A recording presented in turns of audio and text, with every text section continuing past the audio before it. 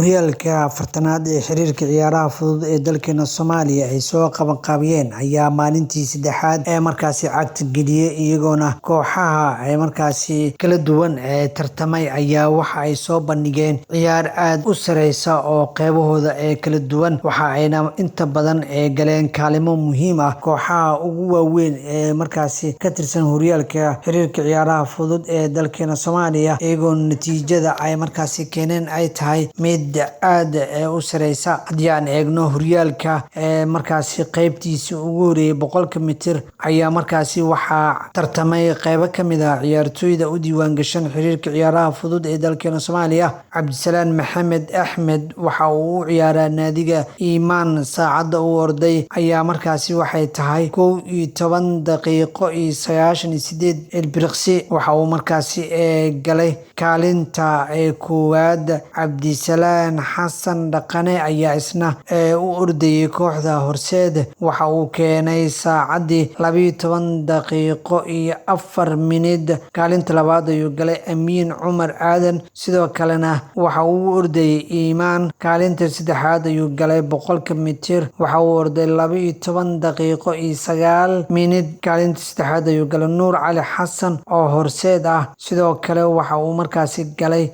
kaalinta afraad isagoo orday 12 daqiiqo iyo 36 ilbiriqsi kaalinta afraad ayuu galay Axmed Xuseen Xasan Heegan ayuu u cararayay waxa uu markaasi saacad ahaan keenay 12 daqiiqo iyo 38 sekond kaalinta shanaad ayuu galay Cali Axmed Hilowle waxa uu markaasi isna galay kaalinta lixaad oo markaasi qayb ka ah tartanka qaybihiisa 100 mitir uu yahay sidoo kale tartamo kale ayaa markaasi si heer sare u socdo ciyaaraha fudud ee dalkeena Soomaaliya waxa markaasi sidoo kale la orday orodka 800 waxaana ka soo qayb galay dhammaan ciyaartooyda iyo naadiyada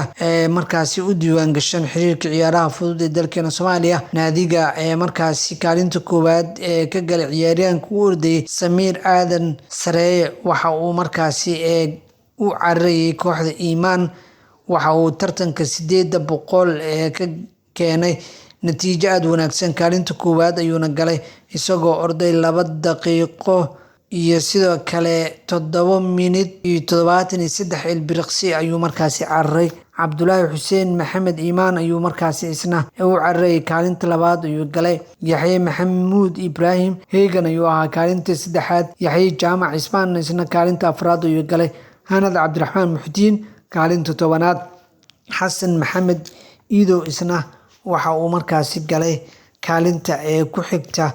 isagoo oo markaasi qayb weyn ka ah tartanka xiisaha badan ayaa markaasi waxa uu ahaa si xamaasad leh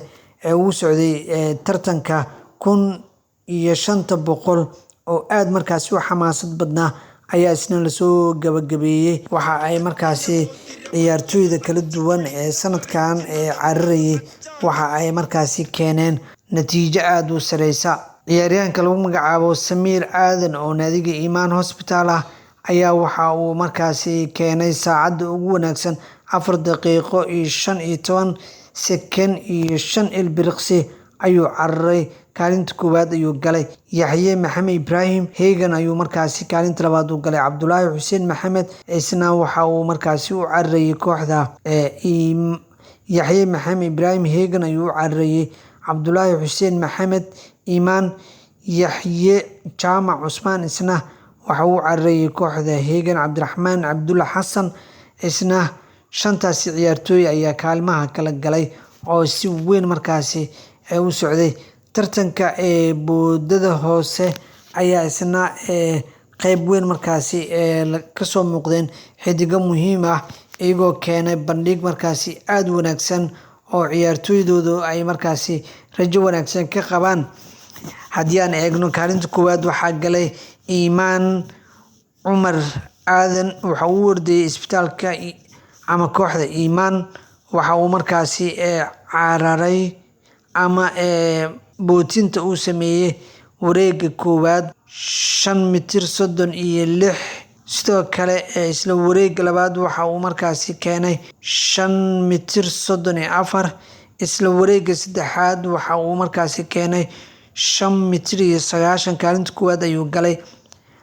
Cabdi Maxamuud Maxamed oo heegan ah ayaa kaalinta labaad ee soo galay. Cabdisalaan Maxamed Axmed oo iimaan ah kaalinta saddexaad ayuu galay.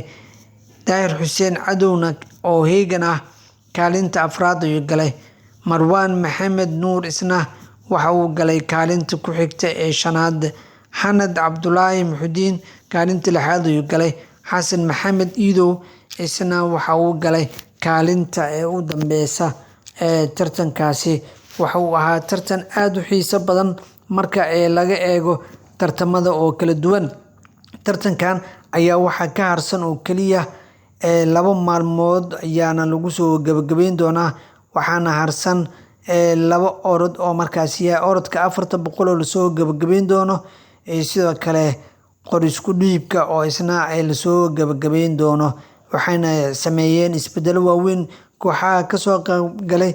iyo sidoo kale xiriirka ciyaaraha fudud oo markaas si weyn ugu soo dhex muuqday tartamada ay soo qabteen, iyagoona markaasi si muhiim ah oo horumarsan ay markaasi ugu soo dhex muuqdeen qeybaha kala duwan ee isboortiga